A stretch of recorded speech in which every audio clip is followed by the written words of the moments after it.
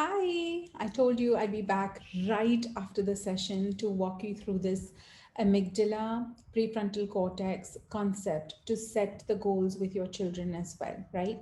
So it would work something like this. Quick recap. Amygdala, feeling center. Prefrontal cortex, decision making center. We want the two to communicate in a logical sequence and to cooperate with us. We don't want the amygdala to overactivate and overextend so many emotions that the prefrontal cortex has to work at calming down the breath. No, let's start this again.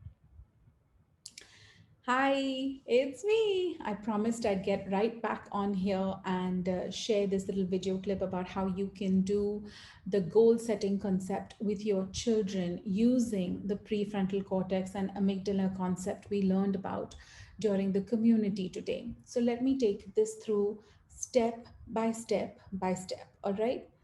First, we know that amygdala is the feeling center, processes emotions, fear, anxiety, depression. It is the control that decides whether or not you should get scared or worried about a particular stimulus, that means something you're seeing or hearing, or a particular action that's happening, say an accident on the road or a fight on the playground, if it is to do with your children. That's the amygdala's job, to protect us by making us feel fearful or anxious and to take care of us so that we remove ourselves from a situation that can be potentially dangerous to us. It is our prefrontal cortex's job to make a decision. How dangerous is that situation? Can we avoid that situation? What are the options we have to avoid that situation? Example: playground fight, child worried, prefrontal cortex. This child is your friend. You don't have to worry about him. Go get a teacher so the teacher can stop the fight. Sit back and just look at the fight, watch what's happening, or all the various options that the prefrontal cortex has. That is given the fact that the amygdala is not overactivated. The prefrontal cortex can do its job of figuring out how many choices it has to choose from. Once the amygdala is in balance, the prefrontal cortex chooses from the option that will give it the highest reward or highest dopamine hit. Sit and watch the fight. What's my reward? Go and get the teacher. What's my reward? Get afraid of the fight. What's my reward? Intervene in the fight. What's my reward? Now, if your child's reward system or dopamine hit system is to get peer credit, peer accolades, it might be that he chooses to intervene in the fight, even if that means he will get hurt. So his prefrontal cortex will choose that as an option because from here is where that activated dopamine hit is going to come for him. You understand how this works?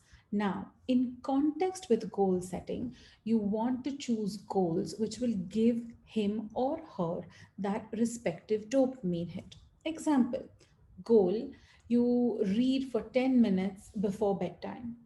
If that is a goal that resonates with your child, there should be a dopamine hit attached to that. Mom will read with you, you will read 5 minutes, mom will read 10 minutes, something like that, that they understand, oh, I get quality one on one time with my parent, and that could be the dopamine hit. Which means the prefrontal cortex will have them go look for you every night to say, hey, mom, it's time for bed, let's go read, because they know that that dopamine hit is going to come to them. Very important for us to teach our children to set these goals so that you can start teaching them from a very young age how to choose, because the challenge as we grow up is learning how to choose. If we choose a poor relationship, for example, someone introduces us to for example, if someone introduced me to a young man to meet, I would assess them with current amygdala insecurities. No.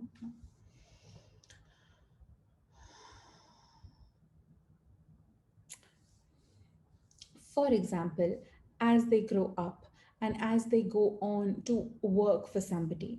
If the boss yells at them, throws a project back at them, they should be able to know how to keep this amygdala calm, how to let the prefrontal cortex very quickly give them the options available to them, and to choose the option that will give them the reward of retaining their job, or maybe even coming across in a positive way to the boss such that they get that promotion. But if we don't prepare them today on how to do that, how to keep this calm, how to let this work and give them all its various options, then it will be harder for them going forward. And we begin with simple goals: bedtime reading, routines that need to be followed in the morning, routines that need to be followed at night. Three things you must do every morning in sequence, three things you must do every night in sequence, and let them choose those three things based on what gives them the dopamine hit until it becomes a pattern, until it becomes set in. So the prefrontal cortex no longer has to make that decision, lower the amount of decisions that they have to make. Yes, all this puts into context what we learned today. Feel, decide, lower the amount of things this has to decide by putting things into a routine. First set of goals: getting your children into a routine of different things: routine to eat, routine to study, routine when they wake up, routine when they go to bed. Limit how many decisions this has to make. Allow room for it to make decisions. And when they do make a poor choice, remember this develops only in the 20s. So be patient with them, have a seat, go through all the various options they considered, and then try to figure out what made them choose the option they did. Ask them open ended questions till you understand the logic behind why they chose that last option that they did, and then redirect them towards what you want them to do by asking them a series of closed ended questions. Refer the December session if you have forgotten about open ended and closed ended questions. Any questions? Write them below and we'll try to get to you. All right. Thank you so much. Take care. Bye.